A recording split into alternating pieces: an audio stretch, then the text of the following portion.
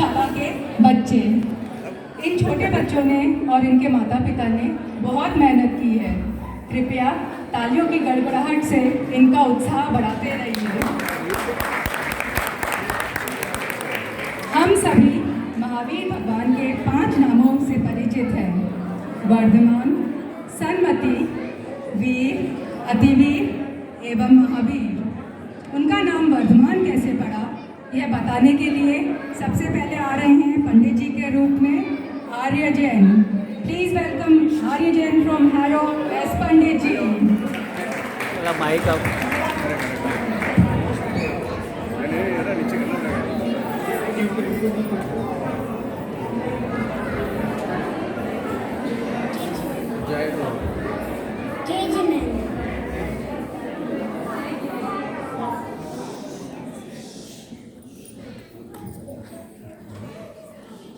My name is Aryan. I will tell you about Lord Mahavir. His birth name is Vardhaman. Meaning of the word Vardhaman is the one who is ever growing. To the time he was born, the wealth, prosperity, and glory of the royal family grew in laps and laps. Therefore, Saint Kedah named him Vardhaman. 16 मंगलकारी स्वप्नों का वर्णन करेंगे। Please join your hands for परी संकेसरा from Harrow S Krishna माता।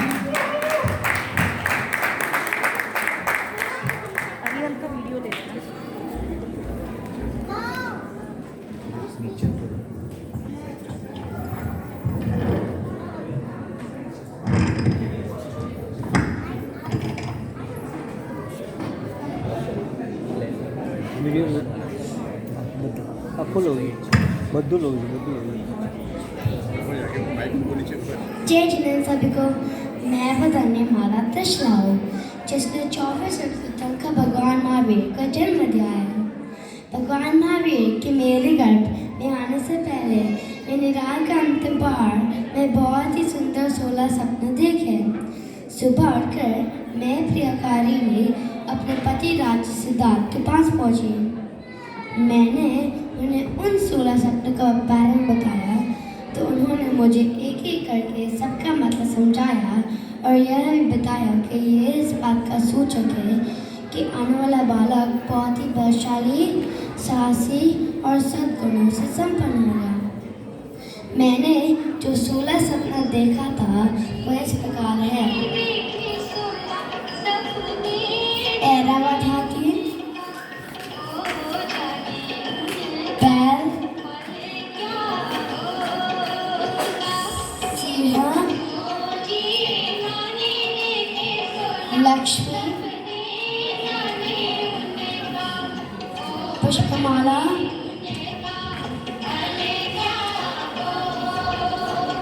चंद्रमा,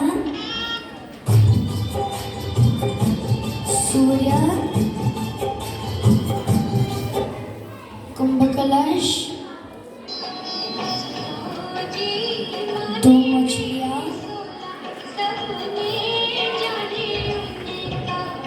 पद्म सरोवर, सागर,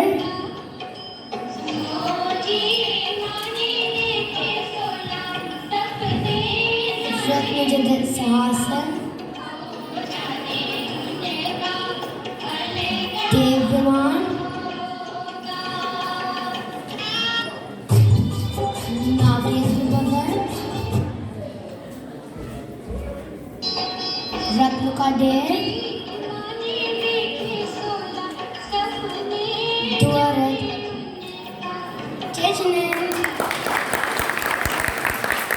जैसे ही तीर्थंकर का गर्भावतरण होता है, स्वर्ग से सौधर्मेंद्र सहित अनेक देव गर्भ में स्थित तीर्थंकर की स्तुति कर गर्भ कल्याणक मनाते हैं। बोलिए तीर्थंकर भगवान के गर्भ कल्याण की जय। स्वप्नों की मांगलिकता और सार्थकता के प्रति माता निश्चित थी, फिर भी कौतूहल तो था ही। प्रातः अपने पति सिद्धार्थ से इन स्वप्नों का अर्थ जानने की उत्कंठा व्यक्त की। आइए देखते हैं कैसे राजा सिद्धार्थ त्रिशला माता के द्वारा बताए गए सपनों को फलितार्थ करते गए। प्लीज वेलकम आर्ना शाइस Raja Siddharth from Watford.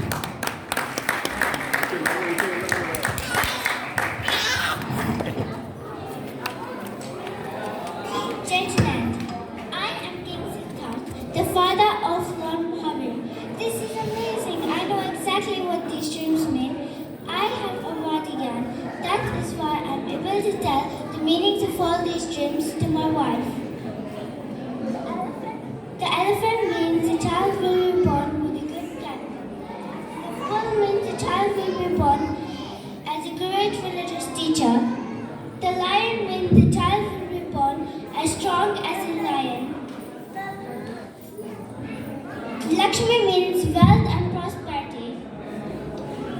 The parrot garland means popularity and respect.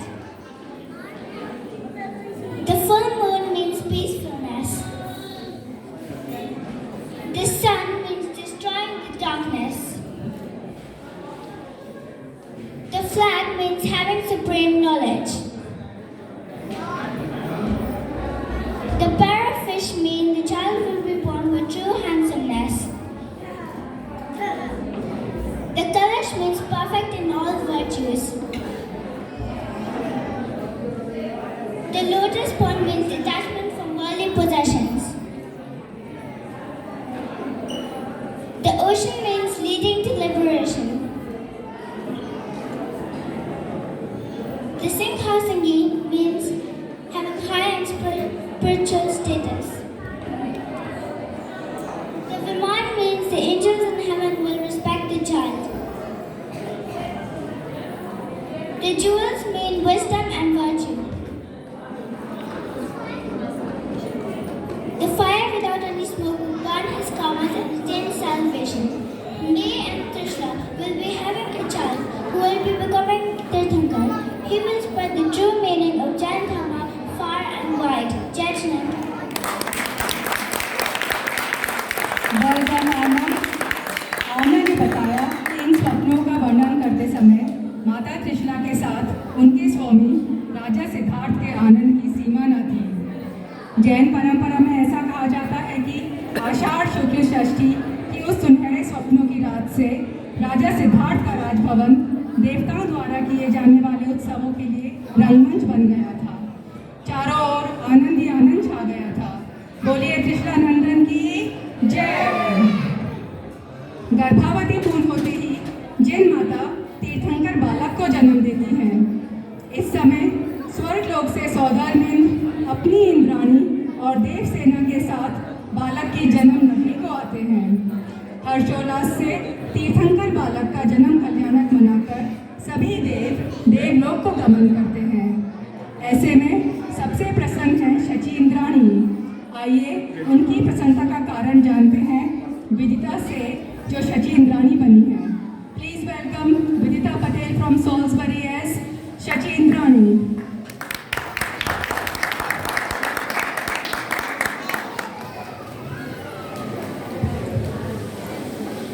जय जिनेंद्र, मैं इंद्राणी सची हूँ।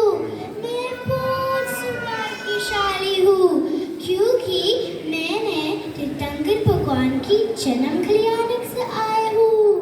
जब तीर्थंकर भगवान की जन्म होने वाला था, देवलोक में इंद्र के आसन हिलने लगे। वो पृथ्वी लोक में सब बहुत खुश थे और रत्न की बारिश हो रही थी।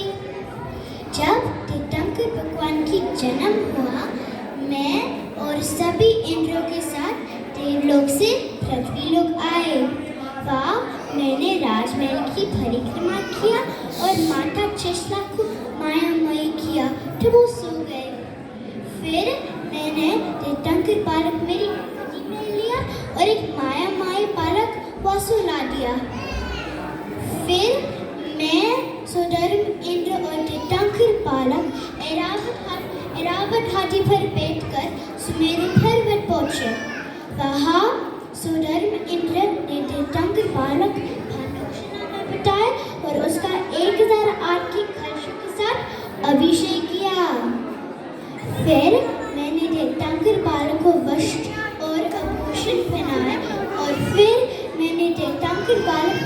माथा ठेसला को दिया और फिर मैं इंद्र और अन्य देवों के साथ देवलोक लौटी।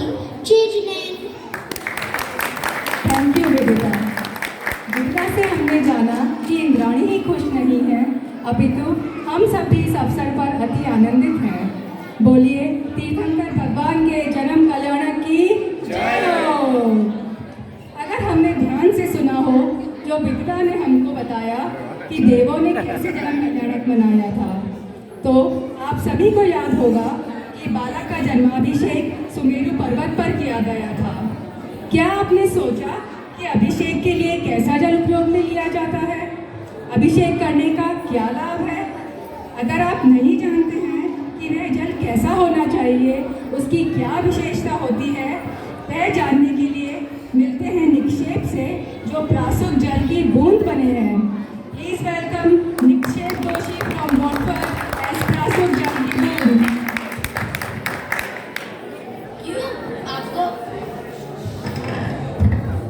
क्यों आपको पता है मैं कौन हूँ? आप सोच रहे होंगे कि मैं तो मामूली सी पानी की बूंद हूँ। अरे नहीं, मैं तो प्रासुक जल की बूंद हूँ। पता है प्रासुक जल किसे कहते हैं? जब कुएं या बारिश के पानी की जीवाणी करके उसे गर्म किया जाता है तब साधारण जल प्रासुक बन जाता है। तो बन गया ना मैं प्रासुक। प्रासुक जल से जिन प्रतिमा का अभिषेक किया जाता है। और एक बात बताऊं, आज सुबह सुबह ही मैं सुमेरु पर्वत पर सौधर्म इंद्र द्वारा भगवान महावीर का जन्माभिषेक करवा के आया हूँ। तो चलो हम सब एक नियम लेते हैं, हफ्ते में कम से कम एक बार भगवान जिन प्रतिमा का अभिषेक जरूर करेंगे ना? जय जिनेंद्र। निक्षेप ने हमें बहुत अच्छे से अभिषेक की महत्वता बताई है। अगर हमें अभिषेक करने का अवसर मिलता है तो हमें उसका सदुपयोग करना चाहिए। बोलिए तीर्थंकर भगवान के जन्माभिषेक की जय हो। आइए हम मिलकर पंच परमेष्ठी का स्मरण करते हैं। अभियुक्त हमें बताएंगे कैसे ओम में पंच परमेष्ठी समाहित है। प्लीज वेलकम अभियुक्त Jain as Om symbol from Heisenberg.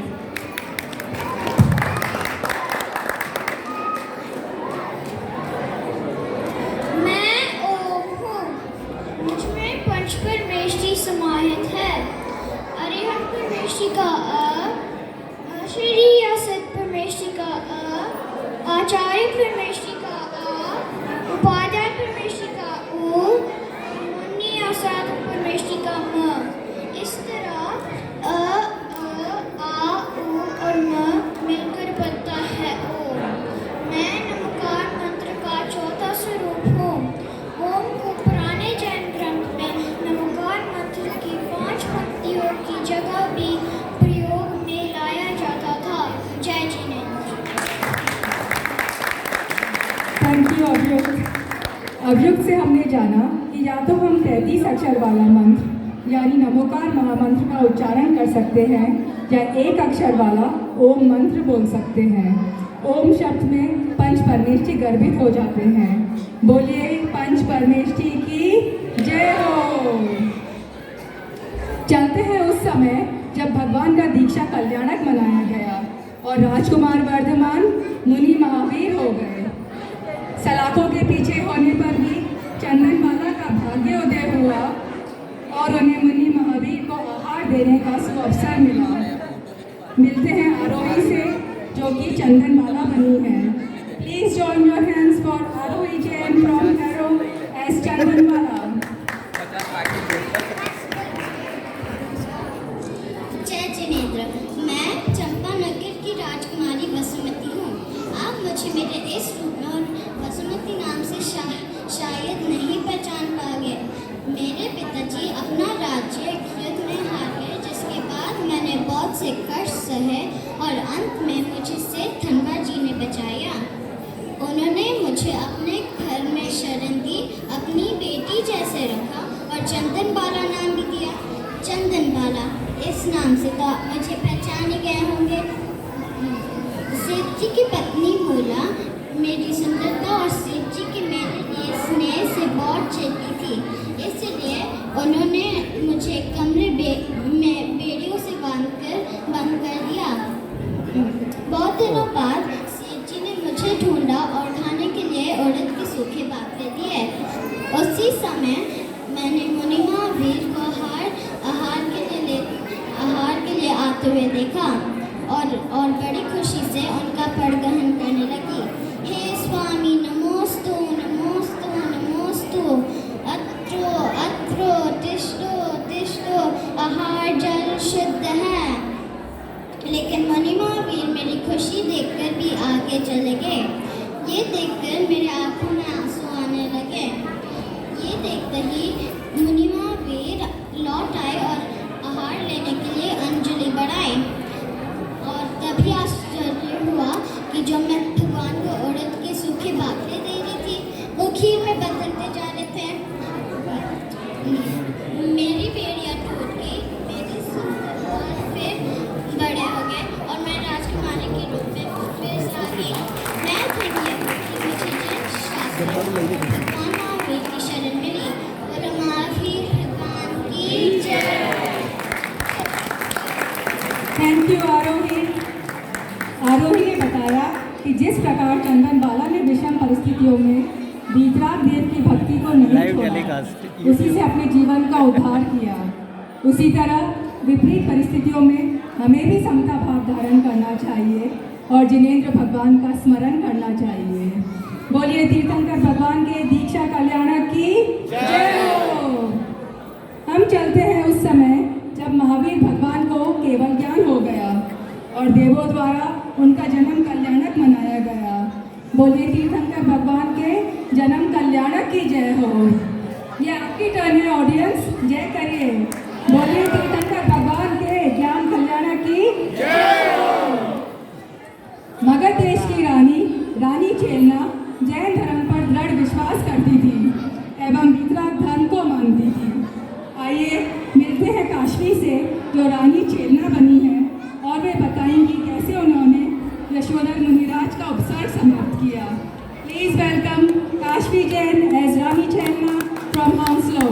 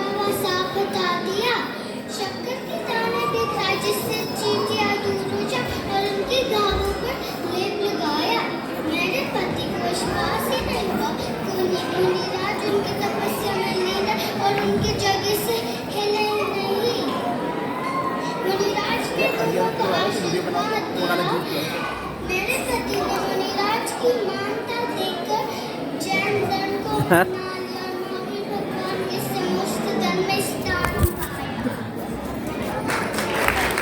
तो दे वाली कोई तो बाबा ले 2 मिनट ऑडियंस आपसे रिक्वेस्ट है कृपया शांति बनाए रखें प्लीज़। ये छोटे छोटे बच्चे हैं, अगर आप लोग बात करेंगे तो आप उनको सुन नहीं सकते और ऐसी बहुत सारी बातें हैं, अगर आप शांति से सुनेंगे तो आप सबका भी ज्ञानवर्धन होगा। Please please cooperate with us. Kashvi से हमने सीखा धन्य हो रानी चेलना एवं धन्य हो उनकी भक्ति जिसने राजा श्रेणी को भी जैन धर्म का अनुयायी बना दिया। बोलिए यशोधर मुनिराज की जय हो। आइए अब मिलते हैं महारानी चेलना के पति मगध देश के राजा श्रेणिक से। वे बताएंगे कैसे उनके भावों में कलुषता आई और कैसे उन्होंने मुनिराज पर उपसर्ग किया और अंत में कैसे उन्होंने अपने भाव संभाले। प्लीज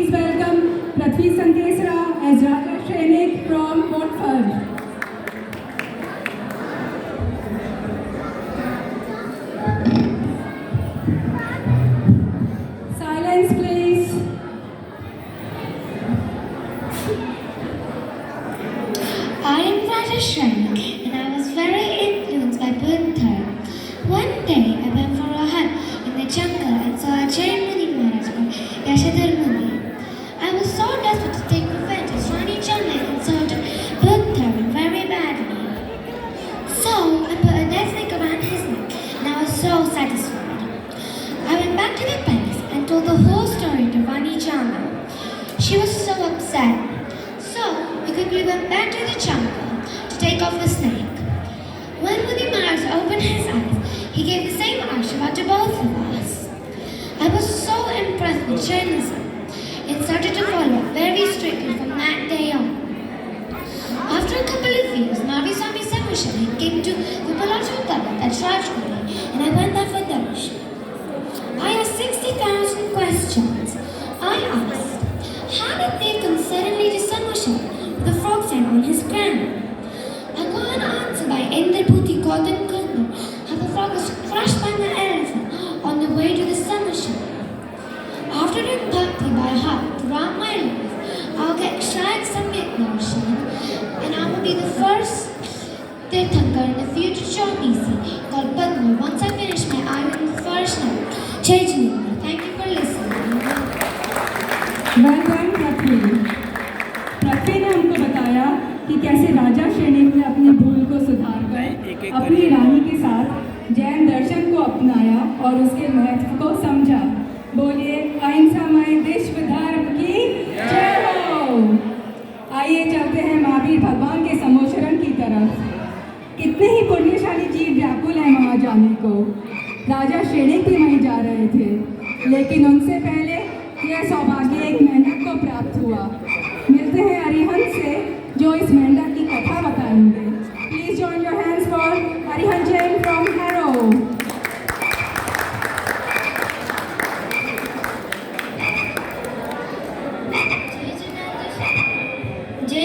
जय जनानंद सभी को। मैं मेढक हूँ। मैं इस घर में रहता हूँ। क्या आपको पता है कि मैं पिछले जन्म में नर्तक सेठ था और ये मेरा एक घर हुआ करता था और ये मेरे कर्मों का परिणाम है कि मुझे ऐसी दशा हुई है। मैंने नियम लिया था कि मैं भगवान के जाप करते समय पानी नहीं पीऊँगा, लेकिन बहुत प्यास से व्याकुल होकर मैं अर्थ ध्यान करते हुए मरा।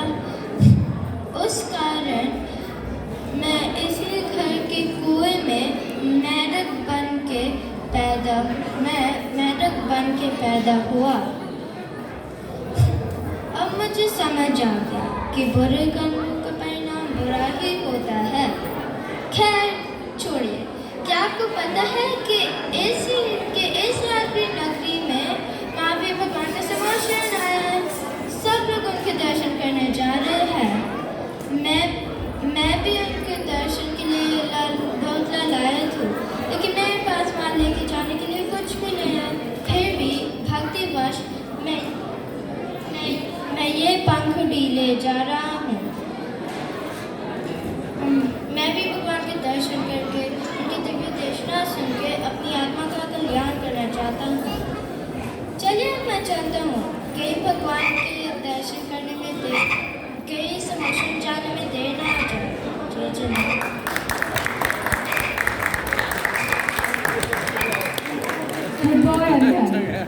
अरिहंत से हमने जाना कि शुद्ध भावों से मरण करके मेंढक को देव गति प्राप्त हुई और वे राजा श्रेणिक से पहले भगवान के समोशरण में पहुंच गया।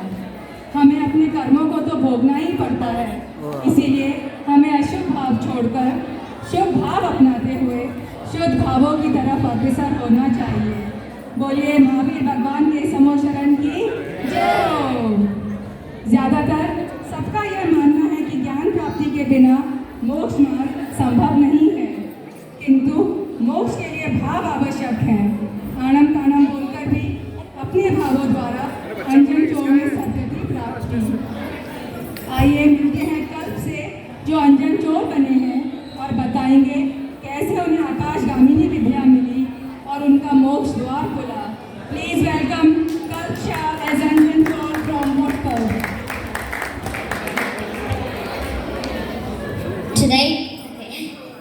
Today I'll be performing as an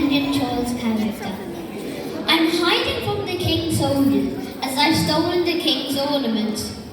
Now I saw Sondat chanting Namokal mantra on a rope swing. Below that, there were sharp and dangerous spears. He came down and told me that he was doing this to get a superpower which can fly in the sky. Oh, I need the superpower. The soldiers will catch me and put me in jail. Okay, so let me start. Namo Anam, no. Anam Tanam, no. Oh, the soldiers are approaching. Let me try cutting ropes. Anam Tanam Kachuna Janam Seta Vachana Pramanam. Whatever Sondat said, that is what I meant. Wow, I got superpowers just by saying the wrong and incomplete mantra. I should leave all my bad habits behind and follow Vitrali Prabhu, which will show me the path of moksha. We should all have full faith and belief in Namokal mantra. Thank you for listening, all. Jai Jinendra. Thank you कल। जैन धर्म भाव प्रधान धर्म है। अंजन चोर उसी भाव में निरंजन हो गए। कल से हमने सीखा कि हमारे भाव सही होंगे तो हमारे आने वाले भाव भी सुधर जाएंगे। बोलिए भाव प्रधान जैन धर्म की जय हो। बोलिए नमोकार महामंत्र की जय हो। जैन ध्वज पंच परमेश्वरी का प्रतीक है। हमें इसका हृदय से सम्मान करना चाहिए। मिलते हैं आर्जव से जो जैन ध्वज की विशेषता और उसके गुणों को बताएंगे। Please join your hands for Aarjav Jain from हंसलो।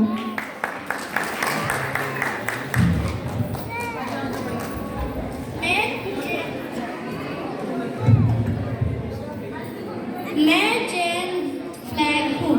Jain flag में 5 रंग होते हैं, सफ़ेद, लाल, पीला, हरा और काला या नीला।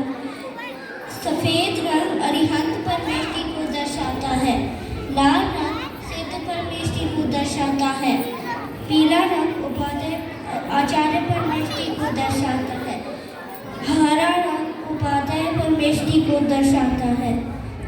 काला या नीला रंग साधु परमेष्टि को दर्शाता है। फ्लैग के बीच में एक स्वास्तिक होता है। स्वास्तिक 4 गतियों को दर्शाता है। स्वास्तिक के ऊपर 3 बिंदु होते हैं, सम्यक दर्शन, सम्यक ज्ञान, सम्यक चारित्र। सबसे ऊपर सिद्ध शिला होती है। हमें जैन फ्लैग का सम्मान करना चाहिए।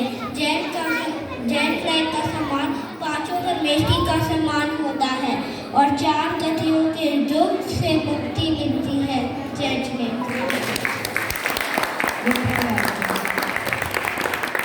आर्जव ने बताया यह ध्वज जैन संस्कृति का प्रतीक है। इसे मंदिर के शिखर और घरों पर फहराया जाता है।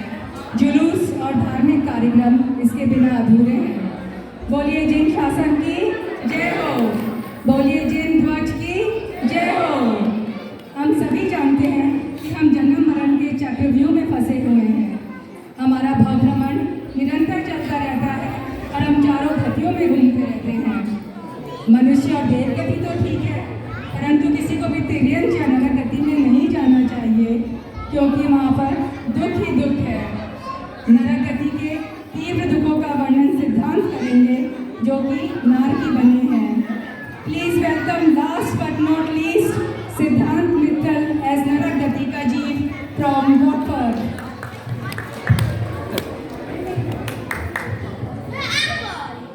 What is this place? I'm so tired. Let me sit here. Ah!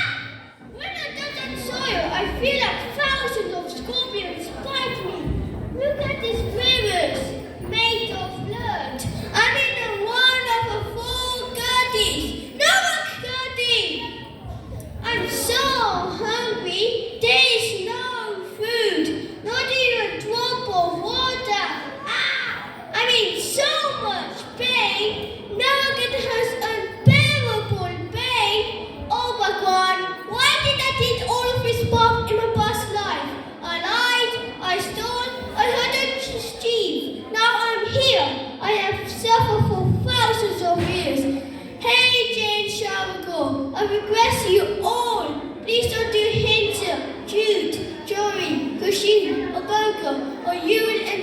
के टीचर चाहिए।